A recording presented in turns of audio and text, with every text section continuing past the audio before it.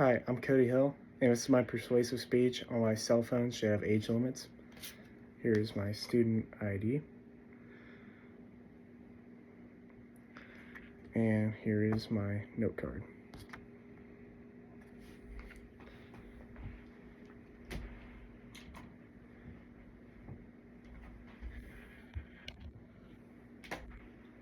When was the last time you went outside and saw kids truly playing and having fun and not being distracted by the common everyday burden of cell phones? It's been a minute, right? I grew up in a time where kids weren't allowed to have cell phones until they were around 12 or 13 years old, and kind of develop more understanding of the power and responsibility that comes with having a cell phone. And we're going to cover the biggest issues involving children having cell phones, which are mental health concerns, safety and security concerns, and discouraging physical activity.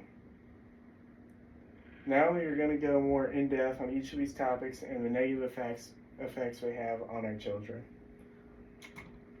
Mental health concerns. Kids having cell phones is a huge mental health concern. Is a huge mental health concern because it puts the world at your fingertips, and the world's not the greatest place at times. And on top of that, kids are more prone to cyberbullying and being affected by bullies online and picking up on harsh language that they shouldn't be hearing or using. And this can be really detrimental to kids in the classroom and just everyday life, where they're saying these words they don't know the meaning, and it's affecting them negatively because people are freaking out and they're getting disciplined for saying a curse word in school. On top of this, today the majority of American children spend 5 to 8 hours per day in front of a screen and less than 1 hour per day outside. And that's truly saddening when you compare it to back in the old days when kids were outside playing and having fun all the time.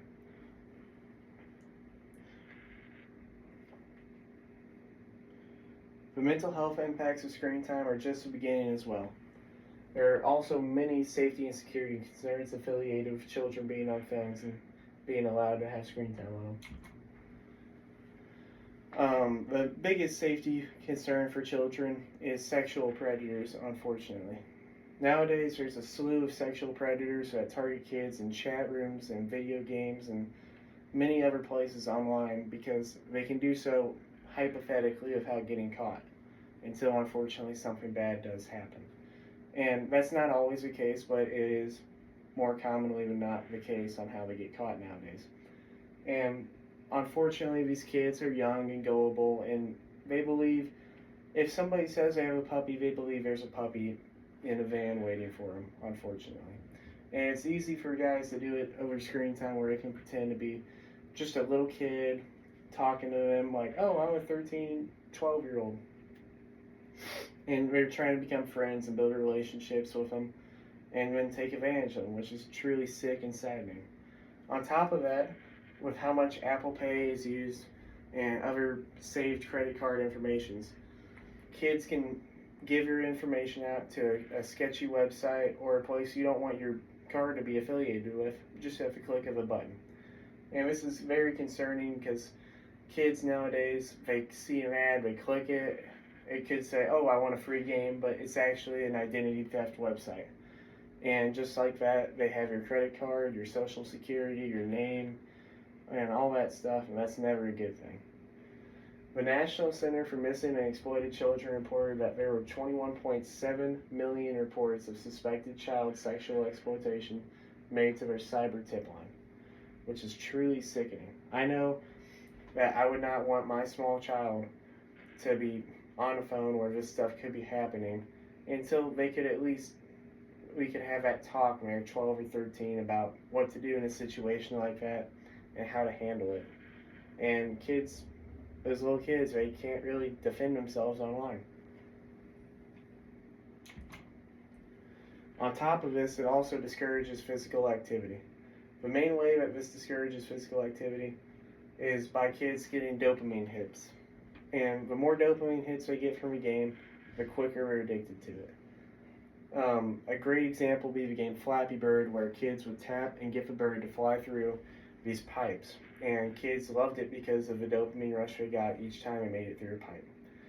And it discourages physical activity because of the main product of physical activity for a young kid is the dopamine hits and the happiness they get from making a goal, hitting a baseball, or scoring a touchdown.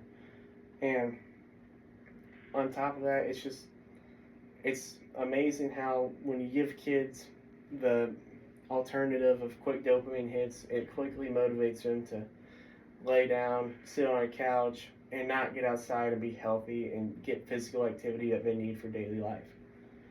And if you look at the comparisons between 10, 20, 30 years ago and now, it's truly stark on the difference between kids and their physical activity outside and them staying healthy and being healthy. And there's a lot of obese people in America now because kids, they stay on the phone at a young age, nothing changes, they continue to get older, and unfortunately that's a leading cause in obesity today in America.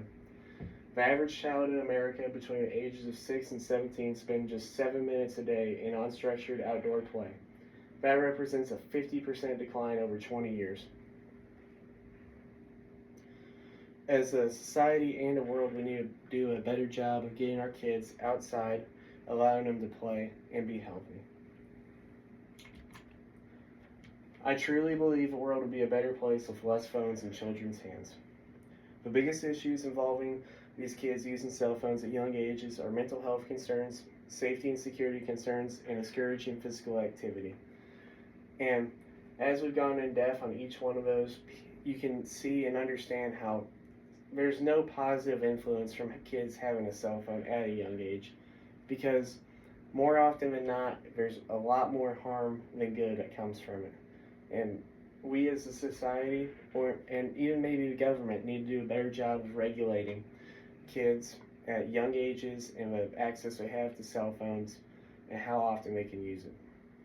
And I truly think the best way for this to happen would be if we had an age limit on cell phones. Thank you for your time, and I hope you enjoyed the speech and it educated you on cell phones and the effects they have on small children.